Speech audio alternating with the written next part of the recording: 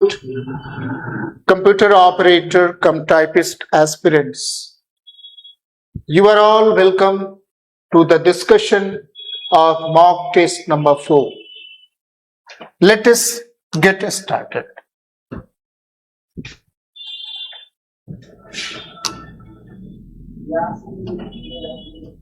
Unequivocal इसका अर्थ होता है अस्पष्ट बोलने वाला, अस्पष्ट, वेग, अस्पष्ट। आपको सिनोनिम समानार्थक खोजना। इनआर्टिकुलेट अस्पष्ट, अनएम्बिग्यूअस अस्पष्ट, अस्पष्ट, डाउटेड जिसमें शक हो। अनइक्विवोकल और अनएम्बिग्यूअस का अर्थ मिलता जुलता है, अतः C is the correct answer choice. Painstaking यानी कड़ी मेहनत, इंडस्ट्रियस मेहनती, एकिंग दर्द देने वाला, अनकंफर्टेबल बेचैन, एगोनाइजिंग कष्टकारक। A is the correct answer choice. दोनों का अर्थ है मेहनती। नेक्स्ट वन, पिक्वेंट का अर्थ है वह चीज जो प्लेजेंट हो, जिसका टेस्ट स्वाद बहुत अच्छा हो, उसे पिक्वेंट कहते हैं। टेस्टलेस जो स्वादहीन हो, ये अपोजिट है। इंसिपिड स्वादहीन है, अपोजिट है। क्रंची जिसको खाने में कुरकुरा लगता है, या सेब जब खाते हैं वो क्रंची होता है, थोड़ी सी आवाज आती है। पेपरी जो स्वाद में अच्छा हो, प्लेसेंट हो, उसे भी पेपरी भी कहते हैं। B is the correct answer choice. Acme का अर्थ है शीर्ष बिंदु, शिखर पे, नेडियर है सबसे न्यूनतम बिंदु, जेनीथ है उच्चतम बिंदु, बॉटम है तह न्यूनतम बिंदु, फोरमोस्ट सबसे महत्वपूर्ण। B is the correct answer choice, acme, zenith. Next one, placid का अर्थ होता है शांत, और वह जो शांत नहीं हुआ, शांत हो, उसे टर्ब्यूलेंट कहते हैं। पेंसिव सुस्त को कहते हैं, प्रिस्टीन पवित्र को कहते हैं, शुद्ध को कहते हैं। डेस्टिन्ड जो पहले से तय है उसे डेस्टिन्ड कहते हैं। प्लेसिड और टर्बुलेंट, प्लेसिड का विपरीत टर्बुलेंट है, और आपको एंटोनिम खोजना है, अतः A is the correct answer. Defunct जो इस्तेमाल में नहीं, डिफंक्ट जो इस्तेमाल में नहीं है, जिसका अस्तित्व नहीं। स्टोइसिज्म जिसपे सुख दुख का अंतर से का कोई जिसका सुख दुख दोनों पे समान प्रभाव पड़ता है, इस पे कोई अंतर नहीं पड़ता है कि सुख या दुख हो, उसे स्टोइसिज्म कहते हैं। कॉन्व्यूलेटेड विपरीत, रिडंडेंट अब बेकार हो गया है, और एक्सटेंट जिसका अस्तित्व है, एग्जिस्टिंग है। एक्सटेंट डिफंक्ट का अपोजिट है, अतः B is the correct answer choice. Next one, penury means गरीबी, अपैथी मीन्स उदासीनता, एगोनी मीन्स पीड़ा, वेल्थ मीन्स धन, इंटेंसिटी मीन्स तीव्रता। वेल्थ पेन्यूरी का अपोजिट है, विपरीतार्थक है। C is the correct answer choice. Lavish means फजूल खर्च, लग्जूरियस वह जिसमें बहुत ज्यादा खर्च हो, समानार्थक है। एक्सेसिव अत्यधिक, फ्रूगल जिसमें कम खर्च किया जाए, ये विपरीतार्थक है। और एक्स्ट्रावेगेंट फजूल खर्च, ये समानार्थक है। C is the correct answer choice. Next one, what a small world. आपकी आशा के विपरीत कोई चीज, कोई घटना घट जाए, वो महज इत्तेफाक की बात है, संयोग की बात है, उसे कहते हैं कोइंसिडेंस। इसे कोइंसिडेंस कहते हैं, इत्तेफाक होना। द वर्ल्ड इज ग्रेट, विश्व बहुत बड़ा है, बहुत सुंदर स्थान है। The world is a village, संसार एक गांव है, सबसे फीटेस्ट है, डी है, उपयुक्त है, इसका अर्थ है। Next one, boil the ocean का अर्थ है कोई असंभव कार्य करना। Very big, no. Something which gets hot, जो बहुत जल्द धीरे धीरे गर्म होता है, नो। टू मेक समवन है, किसी को क्रोधित करना, नो। असंभव कार्य करना। सी आई टू आई का अर्थ होता है सहमत होना। क्वेरल, झगड़ा करना। स्माइल, मुस्कुराना। डिस्टर्ब, परेशान, no. A is the correct answer choice. Next, off and on का अर्थ है ओकेजनली, कभी कभी, sometimes but not regularly. B is the correct choice. Everyday, प्रतिदिन, बार बार, again and again. Not soon, जल्द नहीं। ओके, ये सब विकल्प सही नहीं। Next, a person who believes that God does not exist. एक ऐसा व्यक्ति जिसका विश्वास हो कि ईश्वर का अस्तित्व नहीं है, उसे एथीस्ट कहते हैं। फैनेटिक कहते हैं जो उग्रवादी है। यूपी क्यूरियन कहते हैं जो खूब अच्छी चीजें खाने का मजा लेता है। हेडोनिस्ट जो केवल सुख का आनंद लेना चाहता है। A is the correct answer choice. Next, वह बात जो बिना तैयारी के की जाती है। कोई चीज जो बिना तैयारी के की जाती है उसे एक्सटेम्परी कहते हैं। कोई भाषण जो बिना तैयारी के होती है उसे एक्सटेम्पर। इनॉग्रल, आरंभिक, नो। मिडन, पहला, नो। इनिशिएटिव, पहल, no. Extempore is the correct answer. C is the correct answer choice. A place where coins are made, वह स्थान जहां सिक्के ढलते हैं उसे मिंट कहते हैं। Through, no. आरबीआई अब जानते हैं संस्था है, बैंक है, राष्ट्रीय बैंक। टिम्बर केंद्रीय बैंक है। टिम्बर लकड़ी को कहते हैं। Mint is the correct answer choice. T is the correct answer. Good evening, aspirants. Today, I will have the discussion of mock test 4. Okay, where 15 questions are there, जिसमें 15 question है आपका computer से related. उसका आज मैं discussion करवाने जा रहा हूं। ठीक है,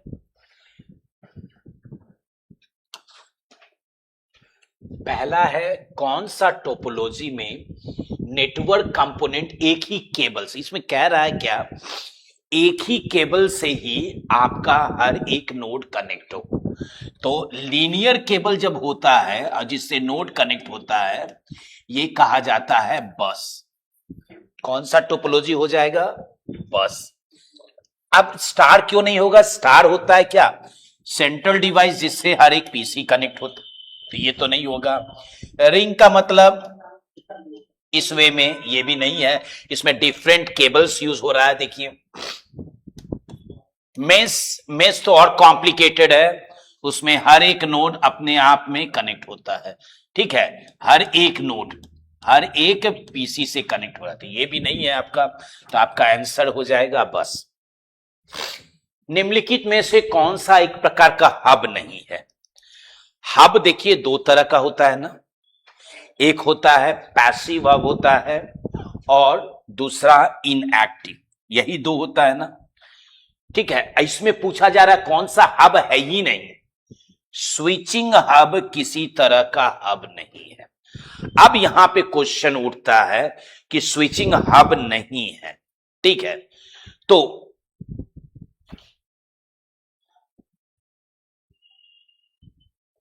ठीक है, तो यहां पे एक्टिव और inactive, sorry yes, passive hub और इनएक्टिव हब क्या है। देखिए जब हम कह रहे हैं पैसिव हब, तो इसमें क्या होता है, हमारे सिग्नल क्या होता है, एम्प्लीफाई द सिग्नल, इसमें सिग्नल एम्प्लीफाई होता है। और इनएक्टिव हब में क्या होता है कि आपका सिग्नल एम्प्लीफाई नहीं होता है। ठीक है, तो यही दो है। और स्विचिंग हब ये आपका ऑड है जो आपका नहीं होता है। तो हमसे क्वेश्चन यहां पूछा है कौन सा नहीं है, तो स्विचिंग हब पे लगाएंगे आंसर।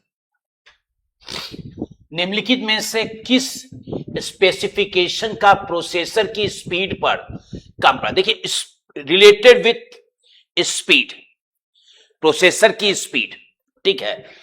कैश एकदम होता है, सिस्टम बस स्पीड एकदम होता है, क्लॉक स्पीड एकदम होता है, सॉकेट स्पीड ये नहीं होता है। अब देखिए सॉकेट स्पीड क्या है, ये आप देखिएगा कि जब सीपीयू में जब ये यूज होता है सॉकेट स्पीड, तो यहां पे ध्यान रखिएगा इसका स्पीड से कोई वास्ता ही नहीं है, इसका स्पीड से कोई वास्ता ही नहीं है। तो स्पीड से वास्ता ही नहीं है तो इस पे क्या होगा, स्पीड पे कम प्रभाव पड़ा, तो यही हमारा आंसर हो गया है, ठीक है। बाकी देखिएगा कि आपके स्पीड पे प्रभाव होता है, अच्छा खासा प्रभाव होता है, पर यहां हमारा क्वेश्चन में होता है कि वेरी लेस, तो यहां पे आपका सॉकेट स्पीड हो जाएगा। डेटा के कंकरेंट एक्सेस को नियंत्रित करने के लिए ऑरेकल यानी कि डेटाबेस से यह क्वेश्चन पूछ रहा है कि हमारे डेटा के यस कंकरेंट एक्सेस को नियंत्रित करने के लिए ऑरेकल किसका प्रयोग करता है? क्वेश्चन है locks, session manager, transaction manager, memory holes, इस किसका प्रयोग करता है? लॉक्स तो आपने पढ़ा होगा ना, हमारा एसक्यूएल और ऑरेकल दोनों में आप देखिएगा कि कॉन्करेंट एक्सेस को नियंत्रित यानी कि कंट्रोल करने के लिए हम लोग लॉक्स का, सेशन मैनेजर क्या है, हर एक सेशन जो होता है उसको मैनेज करने के लिए हम लोग सेशन मैनेजर का, तो ये तो सेशन मैनेजर से रिलेटेड क्वेश्चन नहीं है क्योंकि हमको कंकरेंट एक्सेस को कंट्रोल करना। ट्रांजैक्शन मैनेजर या ट्रांजैक्शन से नहीं रिलेटेड है कि यह हमारा ट्रांजैक्शन एक सिस्टम से दूसरे सिस्टम पे जा रहा है, उससे रिलेटेड क्वेश्चन नहीं है, ये भी नहीं होगा। और मेमोरी होल तो है ही नहीं इसका पार्ट, तो हमारा आंसर क्या हो गया, लॉक्स हो गया। किस प्रकार का सॉफ्टवेयर उन प्रयोक्ताओं के लिए डिजाइन किया जाता है जो इस्तेमाल कर रहे प्रोग्राम को कस्टमाइज करना चाहता है? यानी कि हमारा सॉफ्टवेयर, हम उस सॉफ्टवेयर में जो मर्जी करें, छेड़छाड़ करें, चेंजिंग करें, ठीक है, उसको लेके बेच दें, उसी से रिलेटेड क्वेश्चन है। तो यहां पे कौन सा होगा, शेयरवेयर होगा, ओपन सोर्स सॉफ्टवेयर होगा, फ्रीवेयर, मैक्रोस, ठीक है। पहले समझिए शेयरवेयर क्या होता है। शेयरवेयर क्या होता है, ये आपको ट्रायल यानी कुछ दिन का सर्विस आपको देता है कि आप चेक कीजिए, उसके बाद चार्जेस लगती है। तो यहां पे पूछा जा रहा है इस्तेमाल के यानी कि कस्टमाइज कर रहा है, आपको कस्टमाइज तो करने नहीं दे रहा है, आपको दे रहा है 3 दिन के लिए फ्री सर्विस लिए, पर उसमें छेड़छाड़ नहीं करने देंगे, ये भी नहीं होगा। ओपन सोर्स सॉफ्टवेयर यही है ना, जैसे कि आपका लिनक्स हो गया, ये क्या है, ओपन सोर्स है, इसमें जो changing Python, open source software जो मन करे आप कर सकते हैं। तो हमारा ये, अब फ्रीवेयर का मतलब क्या है, देखिए जब फ्रीवेयर करें तो यानी कि ये फ्री है, फ्री का मतलब क्या हुआ, मुफ्त मुफ्त मुफ्त, पर चेंजिंग हम नहीं करने देंगे। क्या मतलब है, हम आपको सर्विस दे दिए, फ्री दे दिए, पर चेंजिंग अलाउड नहीं है। यहां पे बोल रहा है ना कस्टमाइज यानी कर सकते हैं चेंजिंग, तो यहां पे तो बोलता है चेंजिंग करने नहीं देंगे, हटाइए, ये भी नहीं होगा। हम मैक्रोज क्या है, मैक्रोज आपने एक्सेल में पढ़ा होगा, ठीक है, रिपीटेटिव टास्क से बचने के लिए हम लोग मैक्रोज का यूज करते हैं, तो ये भी नहीं होगा। तो आंसर क्या हो गया, ओपन सोर्स, ठीक है। जिस पोर्ट से एक समय में साथ साथ 8 बिट ट्रांसमिट हो जाते हैं, तो यानी कि जब भी 8 बिट कंटिन्यूअस ट्रांसमिट हो रहा है तो ये किसके अंतर्गत हो जाएगा, पैरेलल बिट का, ठीक है, ये किस में हो जाएगा, पैरेलल बिट में है, ठीक है। तो आपका पैरेलल बिट, डेडिकेटेड पोर्ट तो नहीं होगा, डेडिकेटेड का मतलब है कि that is totally related with that port, whole heartedly related to that port, that will be not the answer. SCI port क्या है? जब हार्ड डिस्क को कनेक्ट कीजिएगा तो वहां पे एससीआई पोर्ट का यूज होता है। तो यहां पे बोल रहा है 8 बिट ट्रांसमिशन के लिए, तो ये भी नहीं है। यूएसबी पोर्ट जानते हैं, प्रिंटर, स्कैनर, इस टाइप के आज के समय में जो डिवाइसेज आ रहे हैं उसको कनेक्ट के लिए, तो वहां भी 8 बिट का नहीं होता। तो यहां क्वेश्चन पूछ रहा है 8 बिट, तो 8 बिट का मतलब पैरेलल पोर्ट हो जाएगा। ठीक है। ईमेल एड्रेस के दूसरे हिस्से के साथ कौन सा जब, यानी कि ईमेल का 2 पार्ट है ना, एक यूजर नेम और इसके बारे में पूछ रहा है, यही वाला, जैसे कि हम लिखते हैं ना raj@gmail.com, इसके बारे में पूछ रहा है। ये लोकल एड्रेस तो ये हुआ, हमसे पूछ रहा है दूसरा, तो ये तो गलत हो गया। 8 कैरेक्टर लंबा है, ये तो बता रहा है। इसका साइज, हमको साइज से मतलब नहीं है, हमको मतलब है दूसरा पार्ट क्या कहलाता है, ये भी नहीं। प्रयोक्ता का नाम यहां पे भी नहीं है। डोमेन, यही ना है डोमेन, gmail.com, तो यहां पे डोमेन का प्रभाव, यही मेरा सही आंसर है।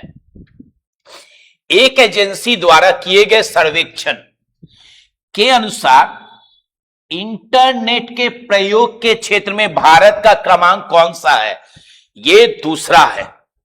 सर्वे में देखा गया है, तो इसमें सबसे ज्यादा जो यूज करते हैं हम लोग, ठीक है, तो हम लोग इंडिया में जो यूज करते हैं, इसमें बताता है कि इंडिया का रैंकिंग क्या है। What is the ranking of India in surfing the net, that is the question.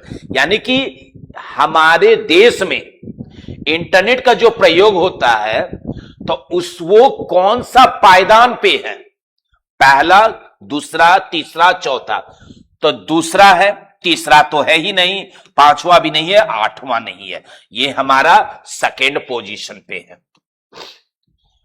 Data को सूचना में प्रोसेस करने के लिए इस उपकरण की आवश्यकता पड़ती है और इसमें इंटीग्रेटेड, देखिए आईसी, तो आईसी का मतलब है कि हमारा डिवाइसेस कोई बोला जा रहा है, या तो बोला जा रहा है आईसी, माइक्रो प्रोसेसर, यही सब बोला ना। इंटीग्रेटेड सर्किट है।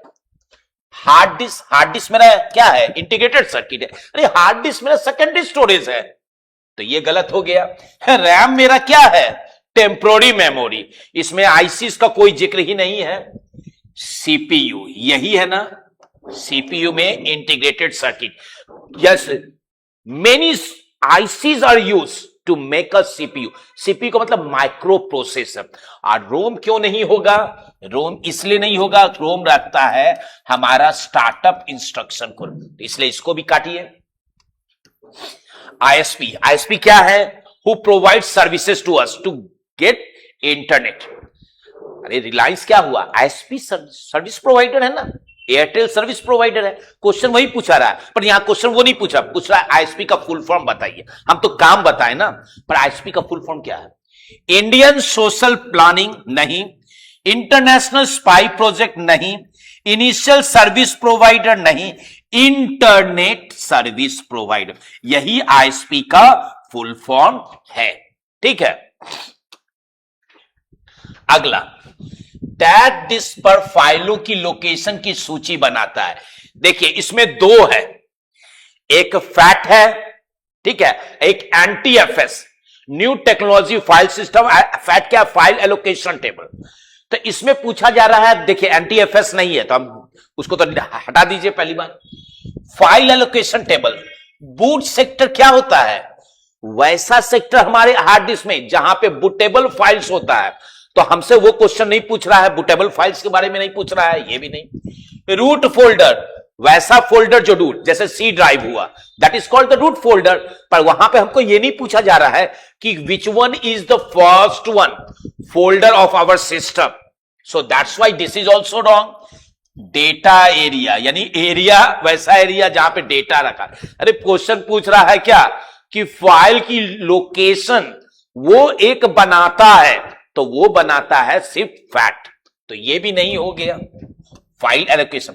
कुकीज कहां पे है? देखिए, कुकीज का मतलब टेम्पोररी फाइल्स।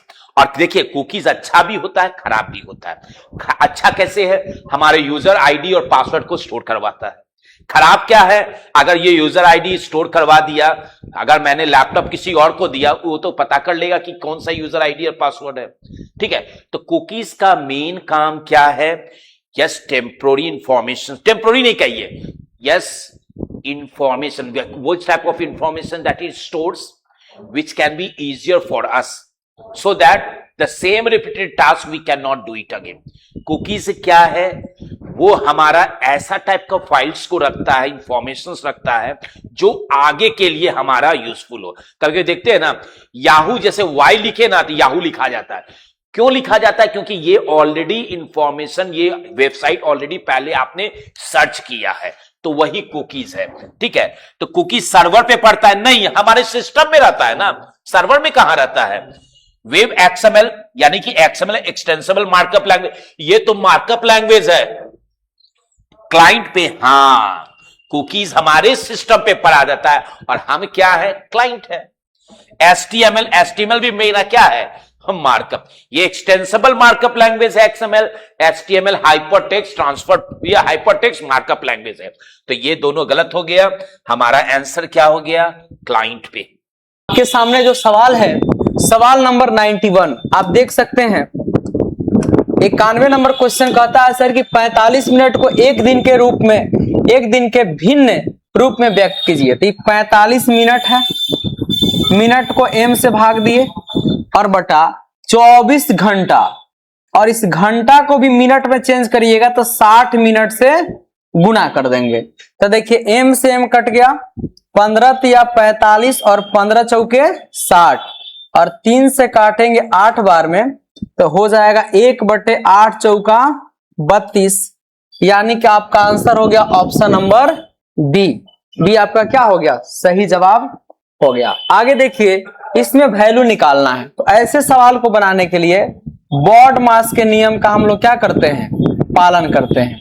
जैसे कि आपको पता है, बी मतलब होता है ब्रैकेट, सबसे बड़ा उससे छोटा और सबसे छोटा। ओ मतलब ऑफ, ऑफ मतलब का, और का मतलब गुना, गुना मतलब जल्दी गुना। डी मतलब होता है डिवाइड, यानी भाग देना है। एम मतलब होता है मल्टीप्लाई, ए मतलब होता है एडिशन यानी कि जोड़, और एस मतलब होता है सब्सट्रैक्शन यानी कि घटाव। इसमें कहीं भी ब्रैकेट का चर्चा नहीं है, इसमें चर्चा है डिवाइड का, कहीं पे का भी चर्चा नहीं है। तो भाग देना है आपको, बहुत सिंपल है, देखो करना कुछ नहीं है। 17 माइनस, यहां देखो 8 25 सीधा क्या कर देंगे? 40, और 4 तिहाई कितना हो जाएगा? 12। ठीक है, अब यहां से देखिएगा, बारीकी से समझिएगा सब लोग। यहां से देखेंगे तो देखो 5 गुना 3 भागा 6 है, तो उसको ऐसे लिखेंगे 5 गुणे 3 और बटा में 6। ठीक है, प्लस 2 चौके कितना हो जाएगा? सीधा का सीधा 8 हो जाएगा। देखिए 7 आ 2 9, 1 आ 1 2, तो माइनस 40 अब प्लस 29। अब बटा में देखिए 3 से काटेंगे 2 बार में, तो ये कितना हो जाएगा आपका? 5/2 और 8/1, यानी इसके बटा में हम एलसीएम 2 ले लेंगे तो 5 अब प्लस 8 दूनी के 16। यानी कुछ नहीं करना है, जब इसको सॉल्व करिएगा तो 29 1 30 10 40 माइनस 11/1 और ऊपर हो जाएगा 2/16, 5 कितना हो गया? 21 हो गया। तो इसको हम निकालेंगे तो 11 दूनी के 22 माइनस में और बटा में हो गया 21, तो -22/21। आप देख सकते हैं ऑप्शन नंबर कहां है? तो डी में है। आपको एक चीज और बता देते हैं, फ्रैक्शन के नीचे फ्रैक्शन हो, इसके बटा में एक क्या रहता है? छुपा हुआ रहता है। ठीक है, चलिए अगला क्वेश्चन देखिए। ये भी सिंप्लीफिकेशन का सवाल है, लेकिन एग्जाम के दृष्टिकोण से अगर आप इसको गुना करिएगा तो पॉसिबल नहीं है, तो कुछ ना कुछ टेक्निक होगा जो आपको पता करना है खुद से। यानी कि आप देख सकते हो 777 गुणे 777 गुणे 777, इसका मतलब 777 का क्या है? क्यूब है, प्लस 423 गुणे 423 गुणे 423, इसका मतलब 423 का क्यूब है, और इसको हम लिख सकते हैं क्या? 777 गुणे 777। अब देखो इसको हम ऐसे डायरेक्ट लिख दे, बोलिएगा कैसे? तो 777 का स्क्वायर नहीं लिख सकते हैं? उसके बाद में हम माइनस इसको लिख सकते हैं 777 गुणे 4 2 3, और ये हो जाएगा प्लस 423 का क्यूब। अब सुनो, गुना 1/77 माइनस 47, तो काम करो 77 में से 47 गया तो 30 हो गया। सुनो, a cube plus B cube बराबर क्या होता है? A plus b into a square minus a B plus B square. अगर हम ए को 777 मान ले और बी को हम मान ले 423, तो रिजल्ट मेरा क्या बनेगा? बनेगा sir A cube plus B cube बटा ए स्क्वायर माइनस यहां से A B plus B square, ठीक है, और गुणे 1/30, ये तो है ही। देखो यहां से जब फॉर्मूला लिखिएगा तो ये पूरा का पूरा जो फॉर्मूला है मैं यहां पे लिख देता हूं, बनेगा क्या? A plus b into a square minus a B plus B square बटा ए square minus a B plus B square, और गुणा हो गया 1/30। इससे ही कट जाएगा। एक जगह पे वैल्यू रख लीजिए, क्या? 777 प्लस 423 और गुणा 1/30। चलो 7 3 10 का 0 हाथ में 1, 7 2 9 10 का 0 हाथ में 1, और 4 7 11 1 12 बटा 1/30, ये गुणा में है। 0 से 0 कट गया, 3 से काटोगे 40 बार में कटेगा 120, तो इसका आंसर हो जाएगा क्या? 40। ऑप्शन में खोजिए कहां है, ऑप्शन नंबर बी आपका सही जवाब हो गया। इस तरह से आप बनाएंगे पूरा डिटेल में, लेकिन डायरेक्ट भी आप सोच सकते हैं कि सर ये ए क्यू है, ये बी क्यू है, ये a square minus a B plus B square, तो ये सब कटेगा तो ये प्लस बी बचेगा, और इस दोनों को जोड़ोगे तो 1200 में 30 से भाग दोगे तो सीधा आपका क्या हो जाएगा? 40 हो जाएगा। तो डायरेक्ट वाला तो ठीक है, लेकिन आप पूरा प्रोसेस जानिएगा, इससे रिलेटेड सवाल आपसे नहीं छूटेगा। सबसे बड़ा बात यही है। आगे हम चलते हैं। एक विद्यार्थी 5/2 घंटा किलोमीटर की गति से स्कूल जाता है और 6 मिनट विलंब से पहुंचता है। यदि वह 3 किलोमीटर प्रति घंटा की गति से यात्रा करता है तो 10 मिनट पहले पहुंच जाता है।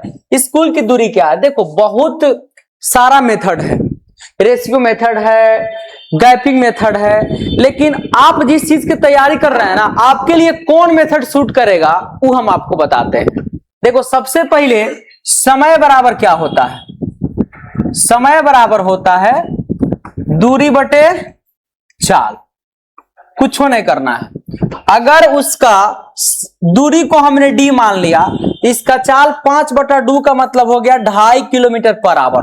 तो दूरी बटे चाल क्या हो गया? समय में से घटा देंगे किसको? अगर यही दूरी के लिए 3 घंटा लग रहा है तो एगो 6 मिनट विलंब से पहुंचता है, 10 मिनट पहले से पहुंचता है, यानी कि 6 मिनट विलंब से 10 मिनट पहले का मतलब अंतर हो गया 16 मिनट का।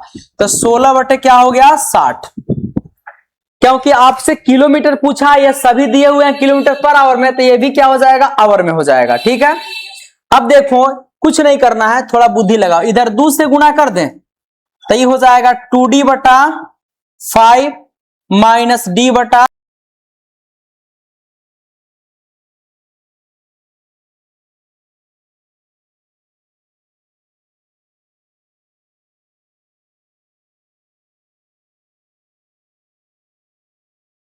15 माइनस 5d बराबर 4 बटे क्या हो गया? 15। 15 से 15 कट गया, 6d में से 5d गया तो d की वैल्यू क्या हो जाएगी? 4। यानी कि इसका दूरी हमने कितना माना था? d किलोमीटर, आंसर हो गया 4 किलोमीटर। ऐसे आपको बनाना है, तब जाकर के आप एग्जाम में बेहतर कर सकते हैं। एक आदमी अथवा 2 औरत अथवा 3 लड़के किसी कार्य को पूरा करने में 88 दिन लेते हैं। एक मैन को आप भेजा दीजिए, उसको भी 88 दिन लगेगा। 2 वोमेन को भेजा दीजिए, उसको भी 88 दिन लगेगा सर। और 3 बॉयज को भेजा दीजिए, उसको भी 88 दिन लगेगा। ये तीनों काम क्या कर रहे हैं सर? बराबर। आगे कह रहा है तो एक आदमी, एक मैन, एक वोमेन और एक बॉय मिलकर उस कार्य को कितने समय में करेंगे? देखो इसको काट देते हैं, यहां से क्षमता निकालेंगे तो 1 मैन बराबर 2 वोमेन बराबर 3 बॉय। देखो मैन, वोमेन और बॉय का रेशियो निकालेंगे तो 3 दूनी के 6, इसको ढकिए 3 एकम 3, इसको ढकिए 2, 6 एक 2। देखो यहां से हम क्षमता निकाल सकते हैं, क्षमता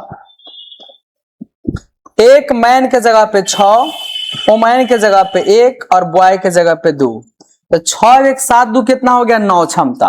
अब हम कार्य निकालते हैं, क्षमता गुणे समय। देखो 1 मैन को बुलाओगे तो 88 दिन लगेगा, 1 गुणे मैन की क्षमता कितनी है बाबू 6 है, गुणे 88।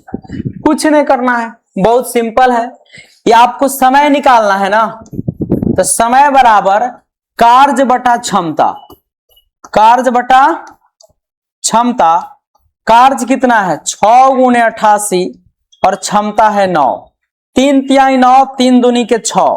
अच्छा वैसे ज्यादा बढ़िया रहेगा क्या, तो आप बोलोगे सर सबसे अच्छा आप 3 से काटोगे तो नहीं कटेगा ना, 3 तिहाई 9, 3 दूनी के 6। ऑप्शन में तो कहीं दिया नहीं है दशमलव में, 6 गुणे 88 है, ठीक है, 6 2 8 1 9, ठीक तो है, कोई दिक्कत तो नहीं है। अच्छा एक बार हम देख लेते हैं, 3 दूनी के 6, 3 एकम, देखो यहां गड़बड़ा गया है ना, इसको जब लिखोगे तो 3 गुना 1 3 होगा, इधर तो होगा। हमने कहा कि कहीं ना कहीं गड़बड़ हुआ है, तो हमको फिर से क्षमता निकालना होगा, थोड़ा सा मिस्टेक हो गया है। तो 1 गुणे 6 कर लो, 1 गुणे वोमेन का 3 करो और 1 गुणे बॉय का 2 करो, तो 6 3 9 2 11 हो गया।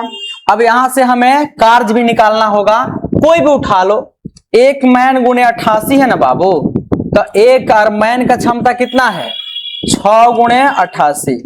तो यहां से आप क्या करिएगा, सीधा कार्य हो गया, रुक जा भाई, 6 गुणे 88 और क्षमता हो गया 11, 11 8 88, 8 छके 48 आपका समय हो गया 48 दिन, जो ऑप्शन नंबर कहां है सी में है। ठीक है, ऑप्शन नंबर कहां है बाबू, तो सी में है।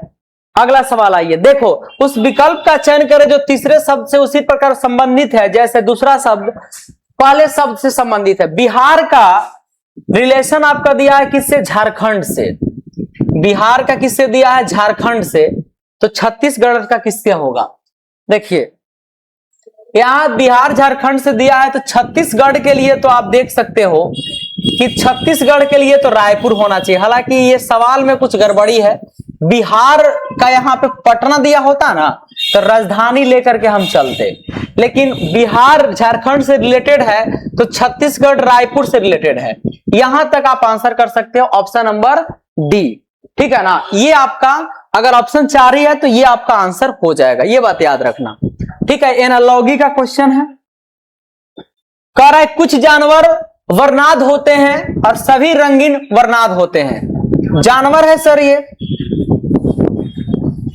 और इसमें से कुछ क्या है वर्णाद है, ठीक है, और सभी रंगीन वर्णाद हैं, मतलब इसमें जो भी आएगा वो सब क्या हो जाएगा, रंगीन जो है वर्णाद हो जाएगा। तो कह रहा है सभी वर्णाद जानवर हैं, ऐसा कहना उचित नहीं है। कुछ वर्णाद जानवर हैं, हाँ कुछ वर्णाद क्या है, जानवर है, बात सही है, ये आपका सही हो सकता है। सभी वर्णाद रंगीन है, ये बिल्कुल गलत है। कुछ जानवर रंगीन है, ऐसा भी कहना आपका गलत है, तो केवल ऑप्शन नंबर बी। देखो इसमें निष्कर्ष में जो पूरा सही होता है वही आप आंसर कर सकते हो, बाकी आप आंसर नहीं कर सकते हो।